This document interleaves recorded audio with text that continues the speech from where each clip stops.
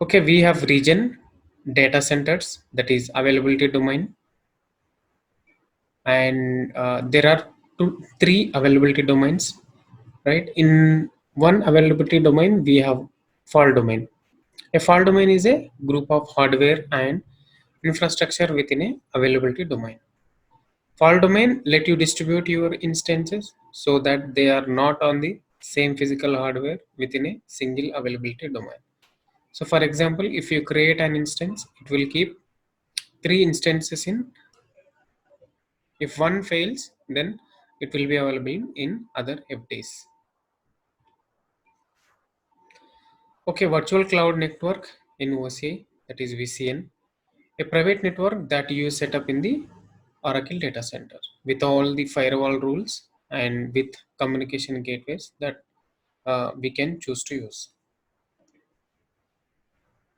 Uh, VCN covers a single continuous IP for CIDR block of your choice.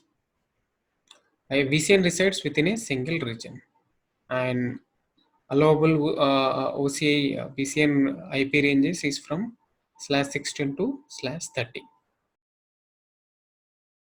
Okay, these are the VCN components: subnets, internet gateway, dynamic routing gateway, route tables, security list, and DHCP options. We'll discuss in next coming slides.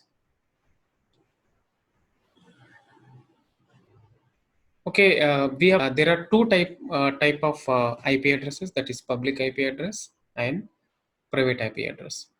Public IP address is internet routable IP addresses. Instances in the VCN communicates with host on the internet.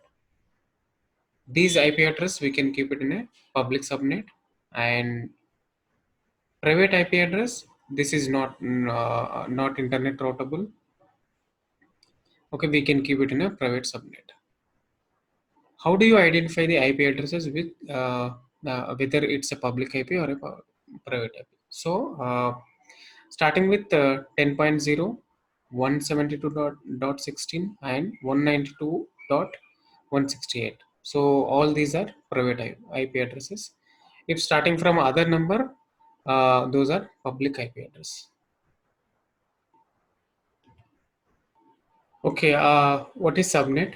A subnet is a bigger network, VCN that is divided into smaller networks.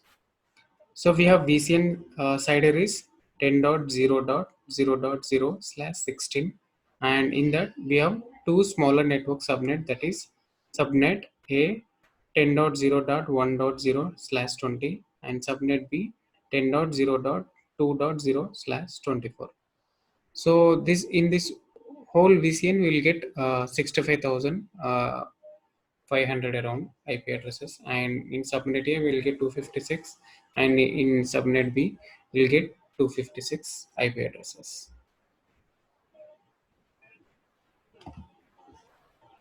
Typical structure of VCN setup and other components. We have a region here, and we have VCN. Again, we are dividing VCN into two subnets: public subnet, private subnet. So VCN CIDR is 172.16.0.0/16, and here also we will get 65,500 around, and here we will get 256, and here we get 256. So this is in public subnet we can keep all the web servers to communicate outside, right? Here in private subnet we can keep all the databases, Oracle databases and other databases.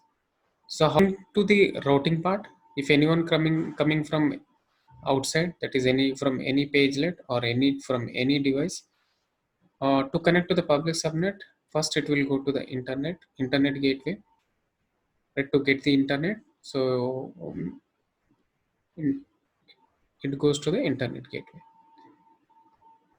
To get internet in private subnet, we need to configure NAT gateway.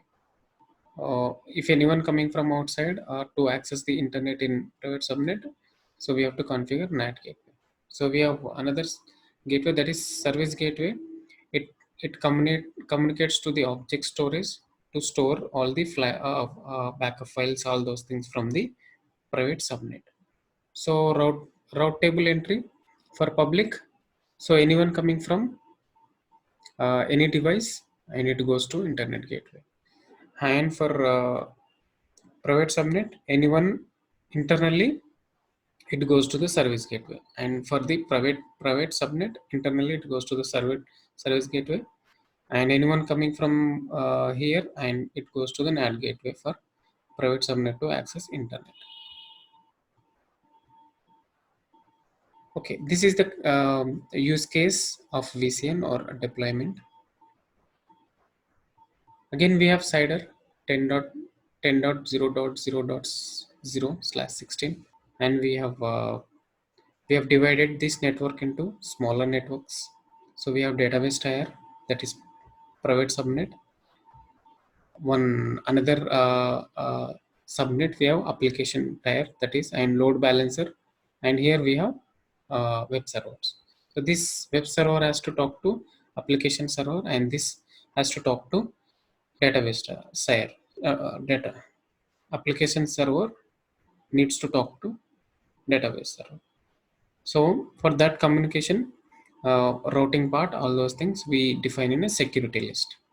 And port from web server, from web servers to the from web server we use 8000, and for the database server we use port 1521. So anyone coming from here, and it goes to the internet gateway here. Security rules. This is the default rule to connect SSH connectivity for the servers, and range is a 22 port.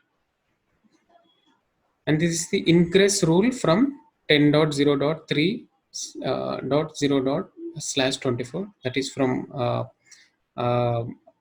load balancer, that is from web server to application server, we are using 8000. And this ingress rule from application server to, so that means this one source CIDR, this is the application tier, and then we are destination port range to 1531, this is database. So here, so it is coming from here and talking here with the port.